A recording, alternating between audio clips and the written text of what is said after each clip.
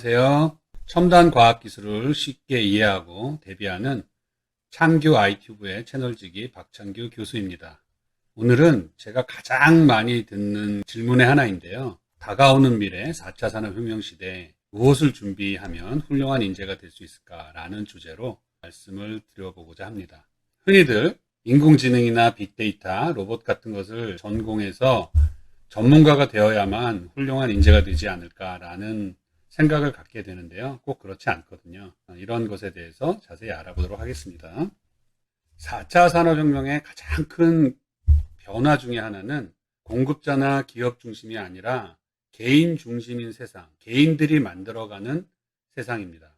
그리고 산업화가 만들어 놓았던 중앙 집중화가 다시 탈중앙화로 흩어지면서 산업화 사회 이전으로 돌아가려는 변화들이 핵심이라고 할 수 있거든요.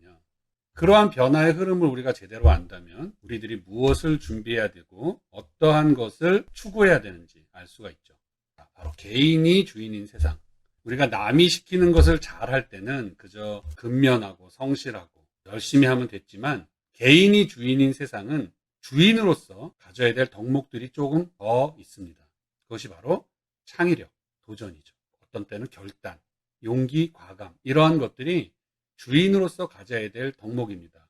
우리가 그저 시키는 것을 열심히 잘해왔다면 앞으로 4차 산업혁명 시대에는 주인으로서 창의력과 도전 같은 덕목들을 반드시 갖춰야 하겠습니다.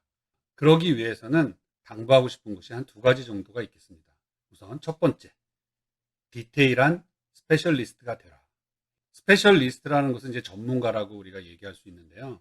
아까도 말씀드렸지만 4차 산업혁명은 탈중앙화로 흩어지는 세상을 추구하고 있거든요. 그런데 우리가 산업화 이전으로 그대로 돌아가면 세상이 이렇게 단순해가지고 그렇게 디테일하지 않아도 될 거예요. 그런데 우리가 1차, 2차, 3차 산업혁명을 거치면서 우리가 이루어놓은 산업화 사회는 너무 복잡해졌어요. 옷의 가지수도 너무 많고 먹을거리도 엄청나게 다양해지고 세상을 살아가는 시스템들이 너무 복잡해졌거든요. 그래서 우리가 탈중앙화로 가긴 가는데 단순화되었던 세상으로 가는 것이 아니라 아주 복잡한 세상의 탈중앙화 시스템으로 우리가 돌아가는 거거든요. 그러니까 너무나 해야 될 것도 많고 너무나 세상이 디테일해진 거죠. 하나하나마다 다 전문가가 필요한 것이에요. 그래서 단순하게 옷의 전문가 이런 건 앞으로 존재하지 않습니다. 옷에서도 숙녀복, 아동복 따로 있고 또 유니폼 따로 있고 너무나 세분화된 영역이 많기 때문에 이 각자의 영역에 다 전문가가 필요로 하다는 뜻입니다. 그것이 나의 경쟁력을 살릴 수 있는 방법이죠. 그래서 흔히들 이 분야에 대해서 얼만큼 아십니까? 물어봤을 때 남들만큼 해요. 라고 하는 것은 나 스스로가 그냥 원 오브 댐, 그저 그냥 대중 속의 한 사람이에요 라고 얘기하는 것밖에 안 되거든요. 대중이란 건 뭐죠? 나와 똑같은 사람이 너무 많아서 언제든지 대체가 되는 4차 산업혁명 시대에는 절대 우리가 대중이 되는 길을 택해서는 안 됩니다. 내가 무엇을 잘하고 난 어느 분야에 어느 디테일한 분야의 전문가인지를 반드시 어필할 수 있어야 합니다. 그리고 꼭 말씀드리고 싶은 것이 세상에 하찮은 분야는 없다라는 것입니다. 어떤 분야가 인기가 있다더라, 전망이 좋다더라, 취업이 잘 된다더라 이러한 것들 때문에 사람들이 이렇게 우르르 막 몰려다니는 이러한 것들이 굉장히 심했거든요. 그래서 이것을 우리가 바이어스 됐다, 편향되었다라고 하잖아요. 그래서 어떤 분야에 가면 굉장히 경쟁이 치열하고 그걸 우리가 보통 레드 오션이라고 하죠. 그런데 우리가 절대 편견을 가져서는 안 됩니다. 세상에 다 존재의 이유가 있고 또 역할과 기능이 있는 것이거든요. 필요 없는 것이 없어요. 보세요. 제가 몇 가지 예를 들어 드릴게요. 가발? 굉장히 중요한 산업이고 관심도 많은 산업이에요. 그런데 가발을 전공하는 사람은 거의 없습니다. 배우려고 하는 사람도 없고 가르치는 사람도 없어요. 대학에 학과도 없고요.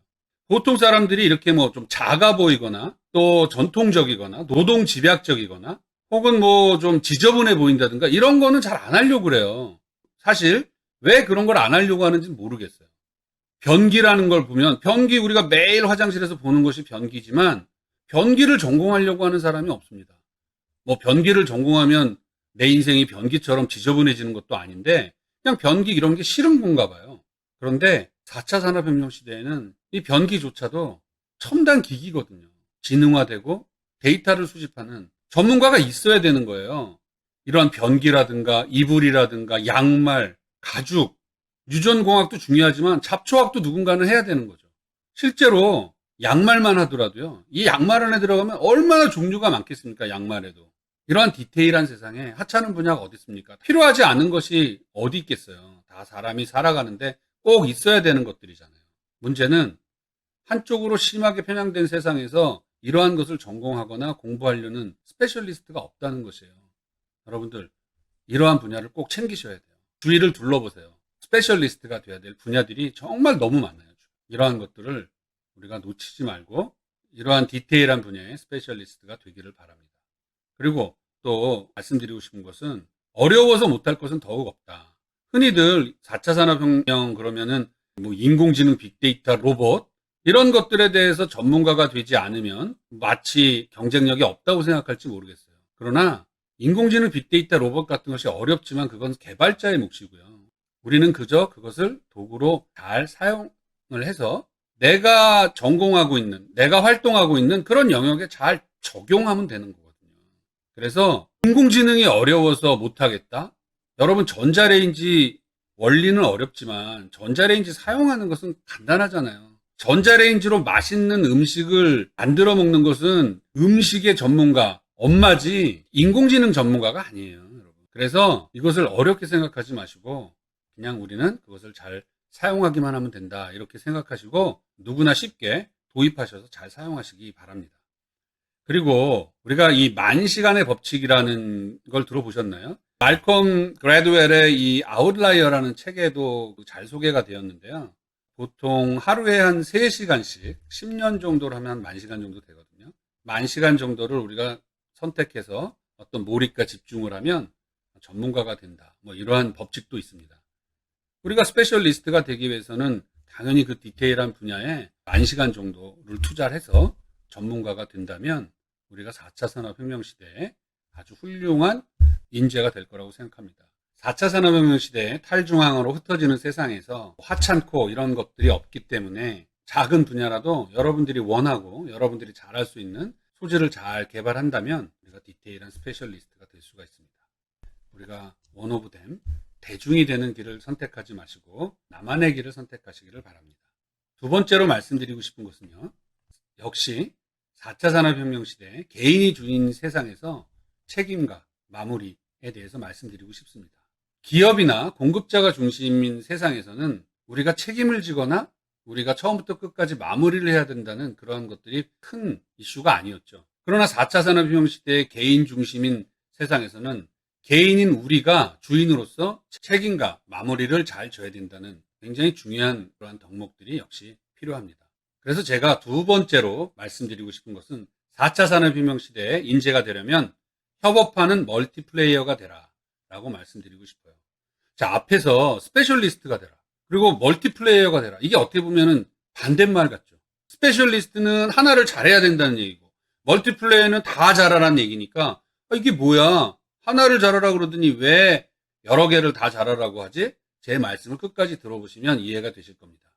1차에서 3차 산업혁명을 거치면서 기업이나 공급자가 중심인 세상에서는 기업이 다 책임을 지고 처음부터 끝까지 했고 개인들은 그 기업이나 공급자에 속한 구성원이었잖아요.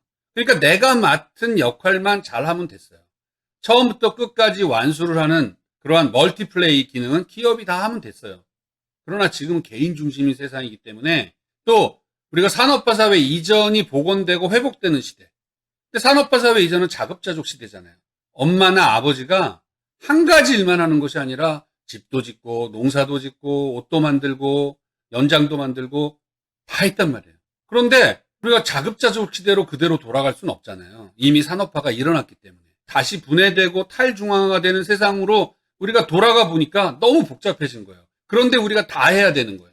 자급자족 시대처럼. 기업이 아니라 우리가 다 해야 되는 시대란 말이에요. 그럼 어떡하죠? 내가 혼자 다 하는 멀티플레이어가 아니에요. 협업하는 멀티플레이어. 결국 다른 스페셜리스트들과 협업을 해야만 그 일이 처음부터 끝까지 마무리가 되는 거거든요. 이것을 우리가 융합형 인재, 융합이라고 하기도 하죠. 어떻게 협업을 하죠? 네, 기브 앤 테이크입니다. 내가 우선 어떤 분야의 스페셜리스트가 되어야 해요. 그래야 줄 것이 생기죠. 먼저 주어야, 그래야 테이크할 수가 있습니다. 내 갖고 있는 모든 자원을 공유, 할 수가 있어요. 이 공유라는 것이 이 시대에 그래서 화두인 것이에요.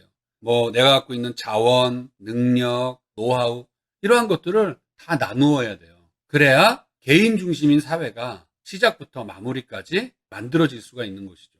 그리고 기업이나 공급자가 중심일 땐 우리가 맡은 바 잡이 있어요. 업무를 우리가 할당을 받고 내가 그 안에 구성원으로서 그 업무를 잘 수행하면 기업이 그 업무들을 모아가지고 완성을 하기 때문에 기업이 경쟁력을 가지고 세상이 돌아갑니다. 그러나 개인이 중심인 세상에서는 개인이 책임을 지고 처음부터 끝까지 수행을 하기 때문에 이런 것을 우리가 임무 중심, 미션 중심이라고 해요.